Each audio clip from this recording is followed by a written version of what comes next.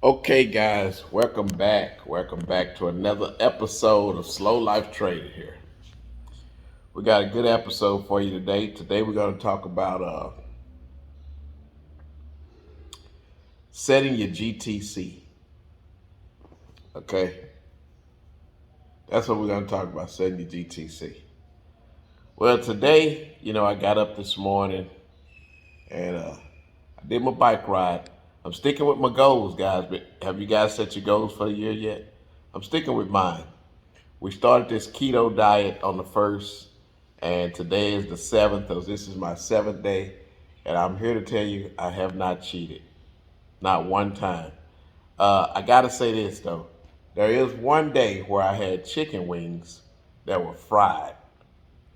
So that's and you got the flour on there. That's the only day that I can really remember where I kind of got off a little bit. But that's the only thing I did. Other than that, we've been sticking with it. So this keto diet thing, I'm gonna tell you something. My blood pressure is dropping for my brother-in-law. Don't sound like my weight is coming off though. It's like I gained weight. But anyway, I know it's gonna be good for my psoriasis. Y'all see all these spots and stuff on my face, and then I got these spots on my head. That's psoriasis. Anyway, I'm trying to get rid of that stuff. Anyway, let's get to the subject. Setting your GTC. First of all, let me tell you what a GTC is. A GTC, the initials stand for Good Till Cancel, and it's the type of order that you put in. When you put in a trade, they call it a order.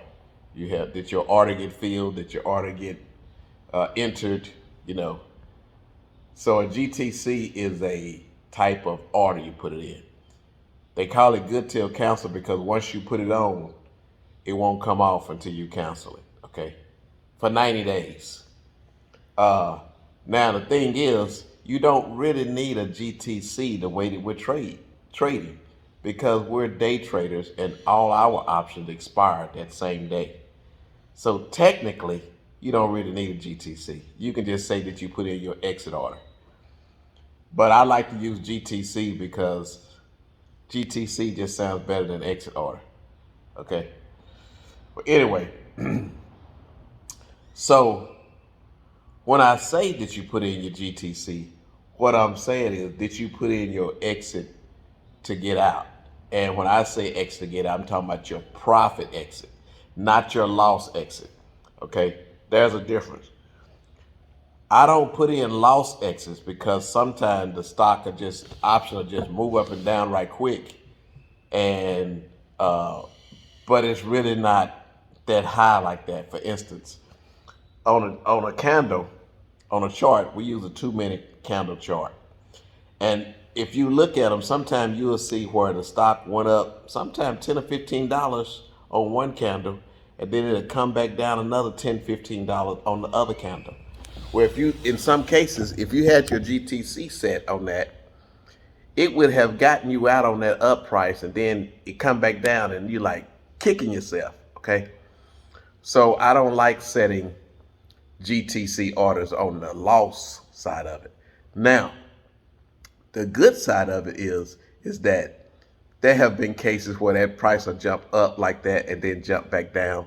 Well, if you needed it to go up to get you out of that trade, sometime that move up like that, the price of that option will jump down. And if you have your GTC already set, sometime it'll fill your order with that period and then come right back down again.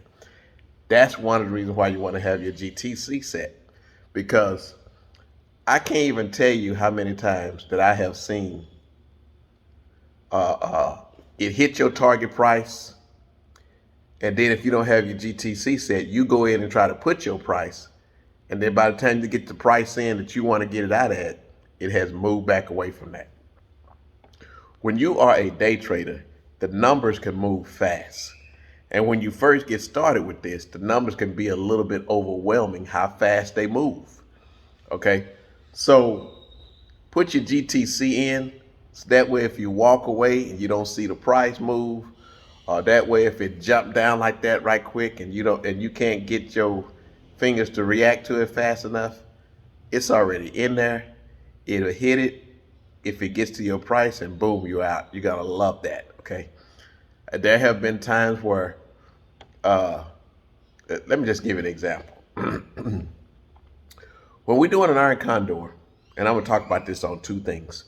When we do an iron condor, we're trying to get in a minimum of 55 cents on each side, which give you a total of $1.10. Okay.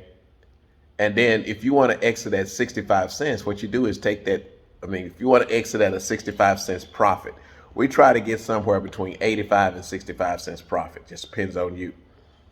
Uh, of course, if you want 65 cents profit, you're going to be out of it quicker than you will if you want if you had an 85 cents profit. Okay.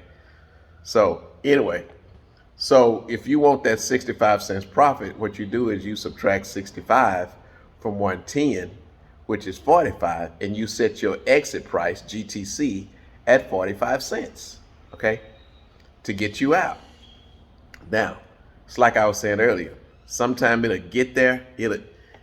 You can put this in for 110, it go up to 150, then it come back down to 130, then 120, then 100, then it go back to 90. Sometimes it go back up to 20, then go back to 90, up to 20. But anyway, sometimes you'll see this joker drop from like 80 to 50. And then you may get another candle back down. It may go from 50 to 60 as it's moving that one way, but then it'll drop right quick, and it may drop down to 30, which is way below your price, right? It gets you out at your 45 cents, and then you see it go to 30. You're wishing you would have put your exit price at 35. And that's why I say from 65 to 85 cents profit. But what I'm really expressing here is that when it jumps down in that price and you get filled, sometimes that sucker will shoot right back up in price. It'll drop to 30 and then shoot right back up to 60 or 70, okay? And then the sad part is you may not see that 45 cents again for another hour. So if you didn't have it set, you missed it. If you have it set, you can get it, okay? Okay, that's one example. That's on an iron condor. On a iron butterfly, let's say you get in this thing for, say, $25. And I like to get, when the VIX is above 21, guys, I'll be going for 50 and 60 and 70 cents at a time, okay? Every now and then I'll put in $1. But the other day, I put it in for, I can't remember what the price was. Let's just call it $22. Before I could even hardly get things calculated, that sucker had already hit my target price to get out. So which is 50 cents. So I put it in for $22.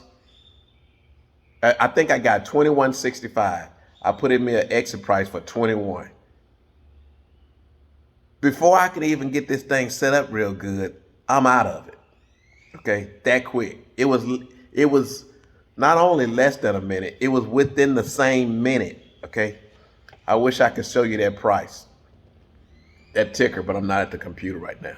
But it was within the same minute. I mean, I'm not say for instance, like if it's at, I got filled at let's say, I don't know, 9:31 and 10 seconds.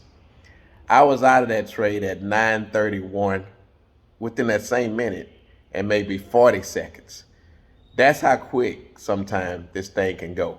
So when I'm putting on my trades, I already know what my exit price is.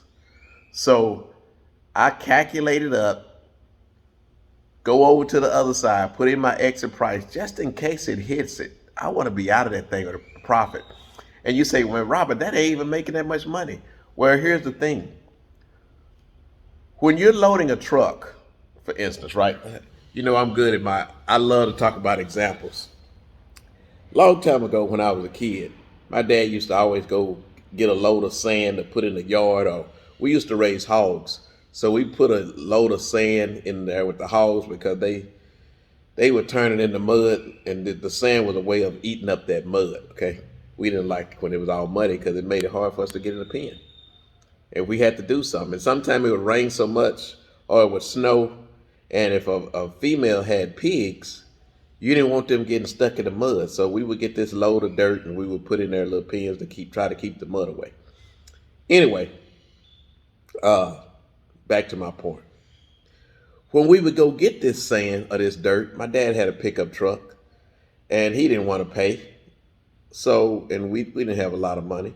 So we would go get a shovel and we would load it up, okay? Me and my brother and my dad. Now, my youngest brother, who is 3 years younger than me, he would have a shovel, and my dad used to tell him, son, don't try to load the shovel too full. Just get a little bit and throw it over there in the truck. Whatever you put on is extra, okay? And of course, he would tell me the same, but I would get a little bit more than him because I'm 3 years older, right?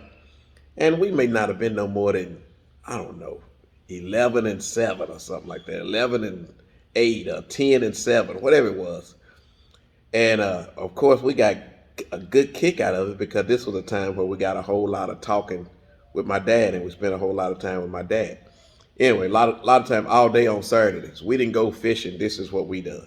Okay. But anyway, my point is, an hour go by, hour and a half. Next thing you know, we got this truck full of sand, and the back of the truck is dipped down real bad. But we didn't put it all on. We didn't have a tractor come by, just give us a scoop and drop it on the truck. That would be nice if that happened. But we took it a shovel at a time. Okay, back to trading. When you're trading, the reason why it's okay to get 50, 65 cents like that is because we're not trying to fill up our bank account with one big trade. If you sit there and wait for one big trade, let's say you're trying to get $3, you may see this thing go back and forth with 50 cents profit, lose 50 cents, 70 cents profit, lose 70 cents.